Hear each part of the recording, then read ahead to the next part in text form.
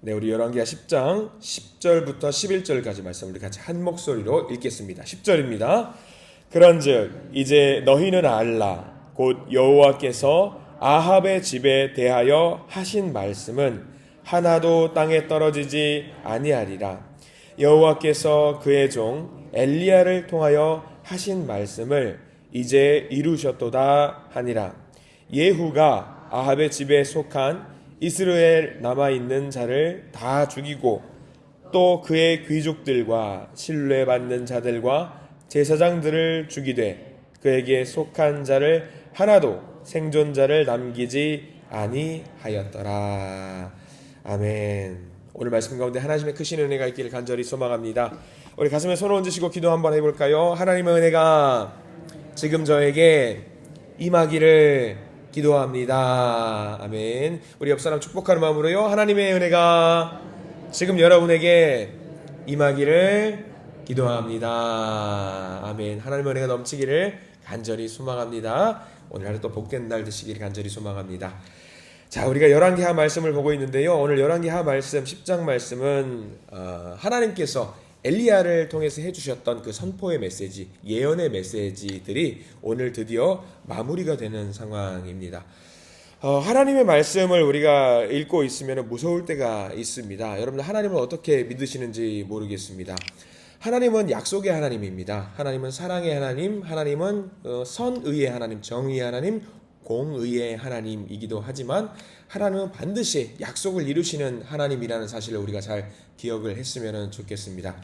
늘 우리에게 좋은 일로만, 좋은 일, 선한 일들로만 우리와 연관되어 있는 하나님이면 얼마나 좋겠습니까? 근데 살다 보면은 우리가 그렇게 느껴지지 않을 때가 분명히 있습니다. 내가 무언가 잘못을 했을 때에, 내가 무언가 하나님께 옳지 못한 일을 했을 때에 반드시 정의를 우리를 통해서 실천하시는 하나님을 깨달을 때 우리가 좀 조심스러운 삶을 살게 됩니다. 굉장히 중요한 거고요. 그런 하나님을 우리가 앞에 두고 신앙생활을 한다는 것은 굉장히 또 중요한 일입니다. 내가 그런 하나님 앞에서 신앙생활을 한다는 것, 믿음생활을 한다는 것, 때로는 선포의 메시지를 주시기도 하지만 우리에게 선한 뜻으로 우리에게 메시지를 주실 때가 있다는 것을 알고 오늘 말씀을 좀 우리가 받아 먹었으면 좋겠습니다. 오늘 말씀은요, 그렇게 하나님의 약속을 주신 그 메시지들은, 그 선포의 말들은, 그 말씀은 반드시 이루신다라는 것을 우리에게 보여주시는 소중한 말씀이 담겨 있습니다. 자, 우리가 한번 1절부터 한번 넘어가 보도록 하려고 합니다. 자, 1절 말씀에는 이렇게 나와 있어요. 10장 1절 한번 볼게요. 1절 읽겠습니다. 시작. 아합의 아들 70명이 사마리아에 있는지라 예후가 편지들을 써서 사마리아에 보내서 이스라엘 귀족들 곧 장로들과 아합의 여러 아들을 교육하는 자들에게 전하니 일러스되. 자, 여기 아합은 그의 아들들이 있다라고 지금 성경에 나와 있지요. 무려 몇 명이지요? 70명의 아들이 있습니다. 딸까지 합하면 몇 명쯤 될 것 같아요?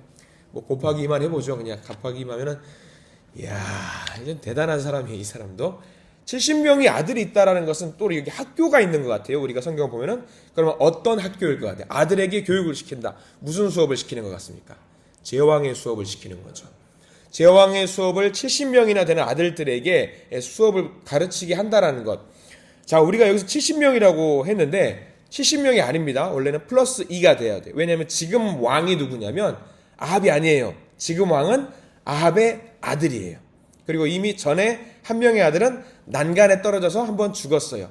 그럼 2명의 아들이 더 있었던 건데 72명의 아들인 겁니다. 72명의 아들이 제왕 수업을 받았다라고 하는 건데 이거는 뭐냐면 내가 이 왕권을 견고하게 유지해 나가겠다라고 하는 강력한 의지의 표현입니다. 하나님하고 상관없이 나는 이 아이들을 기도가 아니라 수업과 교육을 통해서 왕권을 견고하게 만들겠다라고 하는 어떤 고집이 있었던 거지요. 자, 거기에 지금 누가 편지를 썼다라고 나와 있냐면 예후라는 사람이 편지를 썼어요. 예후는 누구냐면 지난 시간에 하나님의 선지자로 말미암아서 기름 부음을 받았던 왕이 될 거라고 예언을 받았던 사람입니다. 자, 그러면 이 사람이 편지를 썼는데 선한 의도로 무슨 성탄절 크리스마스 카드를 보냈을까요? 아니죠. 이 70명에게 무슨 편지를 보냈냐면 3절의 내용이 나와 있습니다. 3절에 무슨 내용이 나와 있는지 한번 볼까요? 3절 말씀 함께 읽겠습니다. 시작. 너희 주의 아들들 중에서 가장 어질고 정직한 자를 택하여 그의 아버지의 왕좌에 두고 너희 주의 집을 위하여 싸우라 하였더라. 자, 그 70명의 아들 중에 왕을 세우는데 누구를 세우냐면 가장 정직하고 가장 어진 사람을 왕으로 세워라 라고 말을 하고 있습니다. 지난번에도 말씀드렸습니다. 북이스라엘은 왕좌를 물려받는 게 아니었어요. 왕을 추대하면 그 왕을 인정해주는 그 과정이었단 말이죠. 그럼 지금 예후가 도발을 하는 거예요. 왕을 한번 너희들 세워봐라. 70명이나 되는 위대한 사람들이 있을 텐데 그 중에 한 명 가장 정직한 사람은 있을 거 아니냐. 가장 어진 사람은 있을 거 아니냐. 그 사람을 왕으로 세워라. 그러면 그때부터 나는 그 왕과 싸우겠다. 한 명이 아니겠죠. 한 명이 죽으면 어떻게 되겠어요? 또 세워봐라. 또 세워봐라. 또 세워봐라. 나는 이미 하나님으로부터 인해서 기름 부음을 받았기 때문에 너희들이 아무리 왕을 세운다 할지라도 난 그 왕들을 모조리 무찌르고 왕권을 가져갈 것이다 라고 지금 당당하게 자신을 높이면서 반역을 하고 있는 거예요. 반역을. 자, 이 싸움의 상황은 어떤 상황이냐면 예후가 있고요. 북이스라엘이 있어요. 둘이 붙어요. 누가 이길 것 같아요, 여러분들? 반역자가 이길까요? 왕권을 곤고하게 하고 있는 나라가 이길까요? 이게 싸움이 안 되는 이유가 2절 말씀에 나와 있는데 2절에 뭐라고 나와 있냐면 북이스라엘이 얼마나 센지를 보시면 돼요. 자, 2절 읽어보겠습니다. 시작. 너희 주의 아들들이 너희와 함께 있고 또 병거의 말과 견고한 성과 무기가 너희에게 있으니 이 편지가 너희에게 이르거든. 자, 이 표현은 뭐냐면 예후가 아니에요. 강한 나라가 강한 힘을 갖고 있는 존재가 어디냐면 이스라엘이라는 거예요. 이스라엘이 아무리 강력한 힘을 갖고 있다고 할지라도 너희들이 아무리 나와 싸워도 강한 힘을 갖고 있다고 할지라도 내가 이길 거다라고 이야기를 하고 있는 거죠. 지금 뭐 속된 말로 비교하자면 미국과 어떤 가난한 나라가 부딪혀가지고 당연히 미국이 이겨야 되는 게 정상이잖아요. 근데 지금 예후는 깡이 있는 거예요. 깡이 있는 거예요. 왜? 자기는 누구한테 기름 부음을 받았냐면 하나님으로부터 기름 부음 받았다고 생각을 하고 있기 때문에 나는 당연히 이길 것이다 라고 생각을 하고 있는 겁니다. 자, 근데 지금 이렇게 도발을 하고 있는 상황 속에서도 무슨 말들이 나오냐면 이 제왕 수업을 받는 곳에서 흉흉한 소문이 돌기 시작하는데 어떤 소문이 도냐면 4절 말씀 소문이 도는 거예요. 사람들이 이 말들을 듣습니다. 4절을 한번 읽어보겠습니다. 시작. 그들이 심히 두려워하여 이르되 두 왕이 그를 당하지 못하였거든 우리가 어찌 당하리요 하고 라고 나와 있습니다. 이미 예후가 누구랑 싸웠던 거예요. 누구랑 싸웠냐면 두 왕과 싸워서 이미 그 두 왕을 잡았다라고 성경은 묘사하고 있는데 그 두 왕이 누구냐면 9장 하반절에 나오거든요. 9장 하반절 잠깐 볼까요? 다 읽지는 않아도 되는데 9장 하반절에 보면 24절 말씀 한번 보겠습니다. 9장 24절 우리 앞장으로 잠깐 넘어가면은요 9장 24절 함께 읽겠습니다. 시작. 예후가 힘을 다하여 활을 당겨 요람의 두 팔 사이를 쏘니 화살이 그의 염통을 꿰뚫고 나오매 그가 병거 가운데 엎드러진지라. 지금 누가 죽었어요? 여호람 왕, 북이스라엘 왕이 죽었습니다. 전쟁통에서 이제 예후가 화살을 쏘았는데 성경은 조금 잔인해요. 표현이 너무 이제 적나라하게 나와 있죠. 양팔 가운데 있는 염통을 그대로 관통했다라고 나와 있습니다. 북이스라엘의 왕이 이미 죽었어요. 북이스라엘 반역이 어떻게 된 거예요? 반역이 성공을 한 거예요. 예후의 반역이 성공을 했습니다. 그런데 지금 공교롭게 재밌는 상황. 한 명의 왕이 죽었습니다. 아까 우리가 읽었던 게 두 명의 왕을 잡았다가 나와 있잖아요. 그럼 한 명의 왕이 더 있다라는 얘기인데 누구냐면 이때 당시에는 북이스라엘과 남유다가 사이가 좋았어요. 사돈지간이었기 때문에.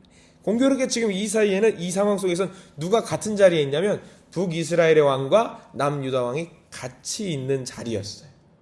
북이스라엘의 왕을 화살을 쏴서 죽었는데 자, 우리 27절 말씀 한번 쭉 넘어가 볼게요. 27절 다 안 읽어도 됩니다. 27절에 표제요. 제목이 있을 겁니다. 제목. 27절 제목. 파란 글씨 또는 빨간 글씨로 뭐라고 나와 있습니까? 유다 왕 아하시아가 살해되다. 유다 왕도 같이 그 자리에 있었는데 같이 죽음을 맞이하는 거예요. 권력이 있었던 사람들이 일거에 두 나라의 왕이 한꺼번에 죽었습니다. 누구한테? 예후에게 죽임을 당하는 거예요. 여기만 끝나지 않아요. 하나님의 말씀은요 정말 정확합니다. 30절 넘어가 볼게요. 9장 30절. 이것도 제목만 보셔도 돼요. 9장 30절. 제목이 뭐라고 나와 있냐면 이세벨 왕후가 살해되다. 왕후도 죽었습니다. 왕후가 죽었어요. 이 30절부터 나와 있는 왕후가 죽은 장면은 천천히 읽어보시면 너무 잔인해요. 막 머리가 찢어지고 막 그런 잔인한 장면들이 나오거든요. 근데 이게 이 죽음을 어디서 죽었는지를 우리가 잘 봐야 돼요. 우리가 10장 말씀이 이어지는 이유가 9장. 이 세 사람이 동시에 죽음을 맞이하게 되는데 어디서 죽음을 맞이하게 됐을까? 여러분들 어디서 죽었을까요? 성경을 좀 보신 분들은 이거 알 거예요. 9장 26절 볼까요? 여기가 너무 중요하거든요. 26절. 하나님의 말씀은 절대로 쓰러지지 않는다는 것을 26절 말씀을 보여주고 있습니다. 자, 26절 같이 한번 읽어볼게요. 중요합니다. 시작. 여호와께서 말씀하시기를 내가 어제 나봇의 피와 그의 아들들의 피를 분명히 보았노라. 여호와께서 또 말씀하시기를 이 토지에서 내게 갚으리라 하셨으니 그런즉 여호와의 말씀대로 그의 시체를 가져다가 이 밭에 던질지니라. 자, 우리 거기 밑줄을 그어야 되겠죠. 여호와께서 또 말씀하시기를 그 뒤로는 다 밑줄을 그으십시오. 이 토지에서 내게 갚으리라. 이 토지에서 어딘 것 같아요, 여러분들? 어디서 이 사건이 발생됐을 것 같아요? 사람 이름이 나오죠? 나봇입니다. 그럼 나봇이 이 일을 그 예후가 이 사람들을 왕 2명과 이세벨을 잡은 장소가 어디냐면 나봇의 포도원에서 이 일이 이루어진 거예요. 그러니까 이건 뭘 말하냐면 여호와의 말씀은 틀림없는 거 정확한 건데 하나님이 모든 걸 지켜보고 반드시 내가 갚을 것이라고 말했던 그 선포의 메시지가 지금 그대로 하나씩 토시 하나 안 틀리고 이루어지고 있는 거예요. 차곡차곡 이루어지고 있는 거예요. 여러분 얼마나 무서운 하나님인지 몰라요. 모든 것을 차곡차곡 지금 쌓아가고 있어요. 그리고 여기서 끝난 게 아닙니다. 하나님의 말씀은 정확해요. 우리가 읽은 본문이 방금 10장 읽었잖아요. 10장 11절 말씀을 우리가 그냥 대충 읽을 것이 아니라 10장 11절 말씀, 11절 말씀. 열왕기하 10장 11절 말씀. 하나님의 말씀이 얼마나 정확한지 11절 말씀에 나와 있습니다. 자, 다시 한번 읽어볼까요? 11절입니다. 시작. 예후가 아합의 집에 속한 이스라엘에 남아있는 자를 다 죽이고 또 그의 귀족들과 신뢰받는 자들과 제사장들을 죽이되 그에게 속한 자를 하나도 생존자를 남기지 아니하였더라. 제왕 수업을 받고 있는 70명도 모조리 죽였고요. 제왕 수업을 하고 있는 담당자들도 모조리 죽였고요. 그 아합의 과문과 관련된 편성되어 있는 모든 사람들을 예후가 다 죽였다라고 나와 있습니다. 한 명도 살아남지 못했다라고 성경 말씀에 나와 있습니다. 얼마나 무서운 말인지 모르겠습니다. 자, 그런데 우리가 오늘 말씀을 통해서 잘 알아야 될 것이 있습니다. 하나님의 말씀은 하나도 땅에 떨어지지 않는다라는 사실이 중요하잖아요. 그런데 이것이 선포의 메시지고 심판의 메시지일 때는 어때요? 우리가 무서울까요? 안 무서울까요? 당연히 우리도 이런 메시지를 받으면 무섭겠지요. 근데 하나님의 말씀은 하나도 땅에 떨어지지 않는다. 그것이 만약에 우리에게 허락하신 복의 메시지라면 여러분 어떨 것 같으세요? 우리에게 주신 복의 메시지라고 한다면. 이거는 놀라운 큰 하나님이 우리에게 주시는 복이라는 거예요. 우리에게 주신 약속의 복은 단 하나도 떨어지지 않고 우리에게 모든 것이 이루어진다라고 반대로 생각해 보자는 거예요. 선포가 아니라 심판이 아니라 우리에게 주시는 복의 메시지, 하나도 떨어지지 않고 우리 대대손손 우리에게 주시는 하나님의 놀라운 복이 하나도 떨어지지 않고 다 이루어진다. 여러분, 이건 어떤 메시지예요? 너무나도 놀라운 복의 메시지입니다. 저는 우리 이 시간에 나와 있는 모든 예배자로 쓰신 모든 분들이 이 복의 메시지를 받아먹기를 간절히 소망합니다. 저주라든가 심판의 메시지가 있을 수 있습니다. 그러나 우리는 언약 백성이에요. 하나님이 세우신 자녀들입니다. 그럼 우리가 자녀들에게 주시는 큰 복이 있습니다. 저는 감히 선언하고 축원하는 바가 있는데 모든 성도님들이 하나님 우리에게 주시는 그 복의 메시지들이 단 하나도 떨어지지 않고 대대손손 그 복이 이루어질 줄 간절히 소망합니다. 반드시 이루어질 겁니다. 복의 메시지. 반드시 하나님께서 약속하신 복은 이루어집니다. 우리가 이 메시지를 받아 먹으면서 하나님 잔인하다, 하나님 무섭다, 심판의 메시지, 벌의 메시지로만 받아들일 때가 얼마나 많은지 모릅니다. 그런데 좀 반대로 생각을 해야 돼요. 그렇지. 하나님은 나의 하나님이시지. 나의 아버지시지. 나의 아버지는 나에게 큰 복을 주는 분이시지. 나와 약속을 맺은 분이시지. 이 약속과 복은 하나도 떨어지지 않지.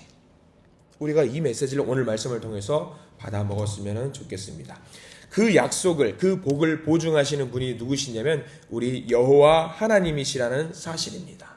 오늘 이 복의 메시지를 잡고 오늘 하루를 시작하시기를 간절히 소망합니다.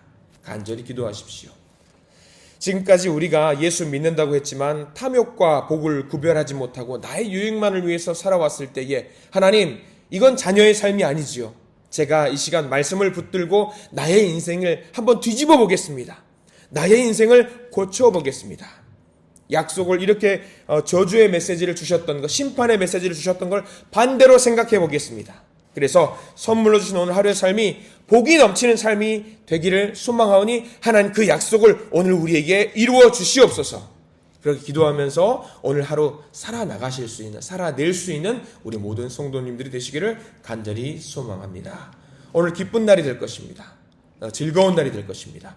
복이 넘치는 날이 될 줄 믿으니 그 복 붙들고 나아가시면서 하나님 감사합니다 라고 연발 그 기쁨의 소리를 우리의 입으로 내뱉으실 수 있는 우리 모든 성도님들이 되시기를 간절히 소망합니다. 기도하겠습니다. 주님 감사합니다. 우리가 오늘 말씀을 통해서 북이스라엘이 당한 끔찍한 그 역사의 현장을 보게 됩니다. 두렵습니다. 떨립니다.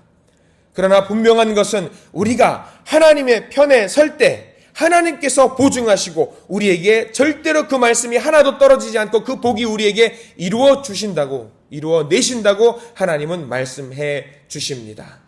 우리 삶 속에서 하나님의 복을 마음껏 누릴 수 있는 우리가 되도록 인도하여 주시옵소서. 하나님의 말씀은 단 한 구절도 한 점도 떨어지지 않고 모든 것이 이루어 주신다고 주님께서 약속해 주셨사오니 말씀 붙들고 오늘 하루 살아낼 때에 기쁨의 하루가 되게 하시고 즐거움의 하루가 되시고 늘 기쁨이 넘치는 예수의 향기를 마음껏 전할 수 있는 아름다운 복된 날이 되도록 저희들을 인도하여 주시옵소서. 예수 그리스도 이름으로 간절히 기도드립니다. 아멘.